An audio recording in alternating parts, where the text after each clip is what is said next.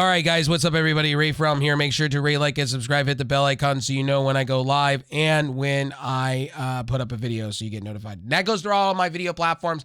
Also, this is going to be an audio version on Spotify for you guys under the Rafe Nation podcast, just for you guys. Everything will be down below in the description, including everything and all to do with me and stuff like that. So make sure to like, comment, all that stuff on my other video platforms and subscribing. I would appreciate it. Let's talk about Monday Night Raw for 4/24/2023. I'm just going to get into it. I'm going to talk about the World Heavyweight title real quick. Look, at the end of the day, this is Triple H booking it. We're going to have to wait and see. Because right now, Monday Night Raw has been abysmal. SmackDown's been a little bit better, but not by much. And these booking decisions by Triple H are either lazy or brilliant. I have no idea. People are gobbling this up. I just don't see it.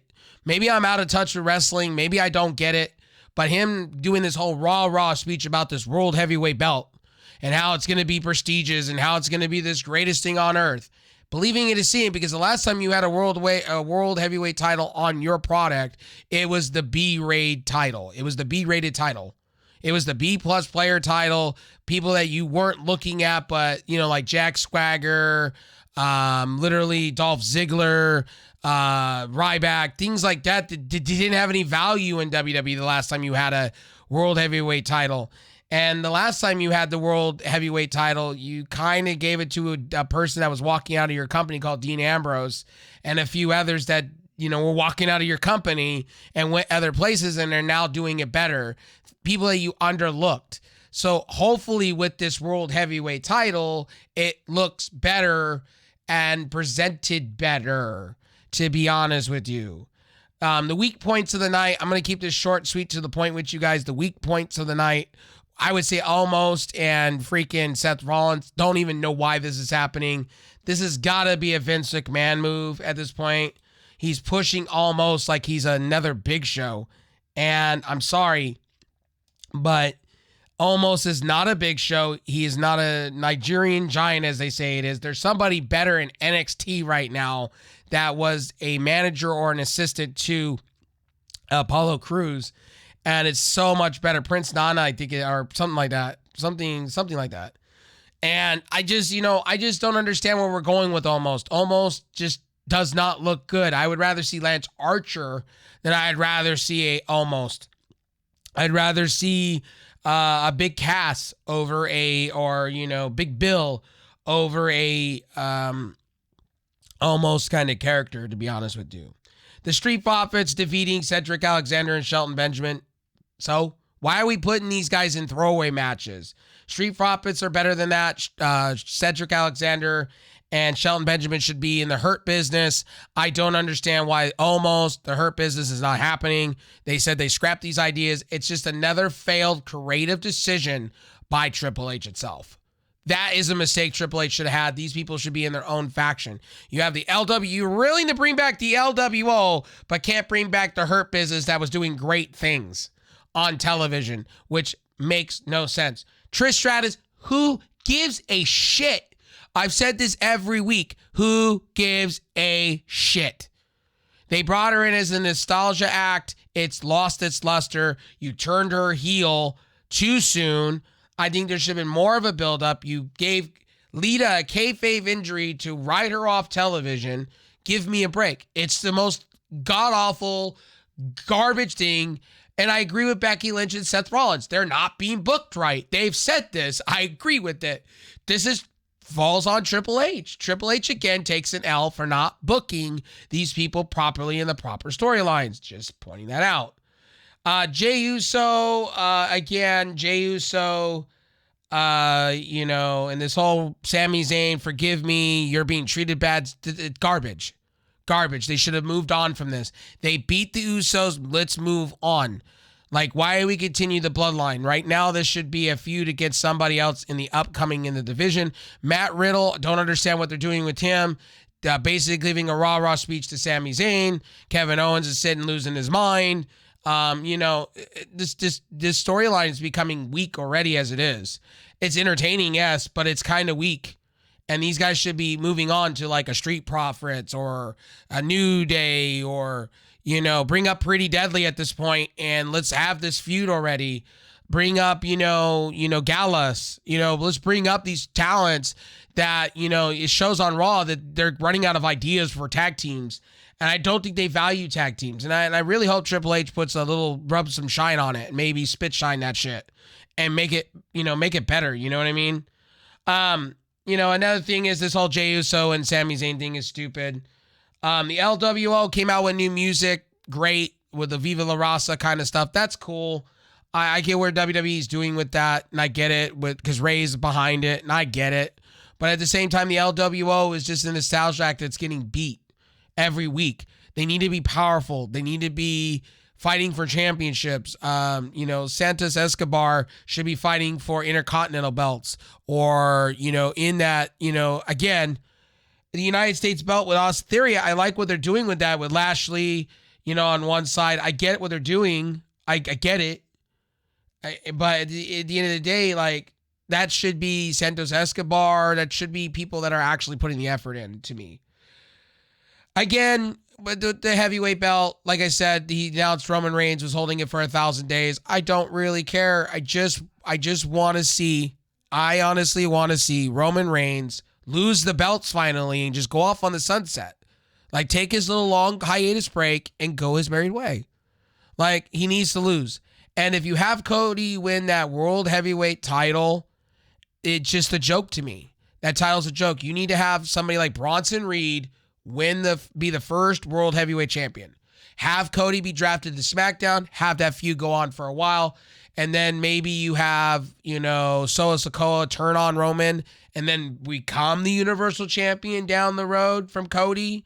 Give Cody his moment. Stop with this whole, I got to finish the job. I'm a superhero. I'm John Cena-esque. No, I'm over it. It's done. Said and done. Bad Bunny comes out. This is what I liked. They're booking Bad Bunny right. Thank you. Priest, Street Fight, yes. They're booking this right. And I love what they did. Letting him swing for the fences, letting him hit with the kendo stick. I thought that was good. They're booking Logan Paul and Bad Bunny very, very well in WWE. These are things that they're doing right by these people, right? I wish this would translate to other talents in WWE, but they're booking it right. Same with Tyler Bate. They're doing very well in NXT with Tyler Bate. Rumor has it Tyler Bate's going up to the main roster, which I'm okay with that. Same with Braun Breaker. Put them on SmackDown. Have them feud against each other because that feud was legendary in fucking NXT 2.5. Anyway, or black and gold or white and gold or whatever they're calling it now. But anyway, like I said, Priest and Bad Bunny at Backlash Puerto Rico. It's going to be one hell of a match, street fight. I think it's going to be worth it. Finn Balor and Cody Rhodes, I'm going out of order, came out at the very beginning of the show. Cody was talking about his injuries and playing off the Brock Lesnar stuff. The Demon came out, Finn Balor, basically saying you should join Judgment Day or be against us. So, again, like I said before, I'm just going to say this honestly. Who cares? There was going to be a feud between each other and stuff like that. So, yeah, sorry. I got people yelling in my background and stuff like that. So, anyway, we had a 6-woman match leading up to Io Sky pretty much becoming Bianca Belair's next opponent at Backlash Puerto Rico. I don't think titles are going to change with her. They really value Bianca Belair like that, so I don't think she's one of the pillars. I just don't think she's going to lose. Austin Theory, Bobby Lashley, Bronson Reed. This is going to be a pretty good segment, and it's going to lead into possibly what's happening in Puerto Rico for the United States title, which is kind of cool. Theory extended his promo, say he's the greatest U.S. champion ever, which he's not. In respect, he didn't even get a chance for his next opponent. Theory looked over at the World Heavyweight title belt, which was on display ringside, and said it would be around his waist because he earned it. And he said, Bobby Lashley came out and then basically said, without being pinned or submitted, the crowd chanted, "You suck." He smelled because he got heat. Reminded him that John Cena couldn't beat John Cena clean. And then Bronson Reed came out and it was, did an A-Town down, bragged until Reed ran him over. Reed gave Theory a Samoan drop and then gave him a tsunami up on top of the rope. So Chad Gable versus Otis Mustafa Ali defeats Chad Gable, Otis, and Maxi Dupree. Honestly, who cares? It was in 1:50. This was a throwaway match. This whole segment with Chad Gable. Chad Gable should be your next Kurt Angle. Can I tell you this? Chad Gable should be your next Kurt Angle. And they're absolutely doing nothing with Chad. Chad's supposed to get a huge push, supposedly him and Shinsuke. That is the rumor.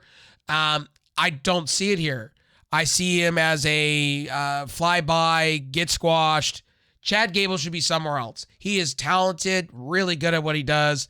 And honestly, I just think it's stupid that he loses to Mustafa, Squash Ali. I just don't understand it. Jimmy Uso confronts Sami Zayn in the back. Jimmy says Owens just used Sami to get the tag titles when they lost the titles. Owens would turn on him again. Jimmy told Zayn he's worried about his own brother. Finn Balor entered ahead of the break. Cody defeats Finn Balor. That was the match, pretty much. 1, 2, 3 with two crossroads, and tried to go for a coup de grace, turned around, hurt his knee, and then a pedigree that turned into 2 crossroads, and that was 1, 2, 3. Again, Seth Rollins segment. I've already talked about that.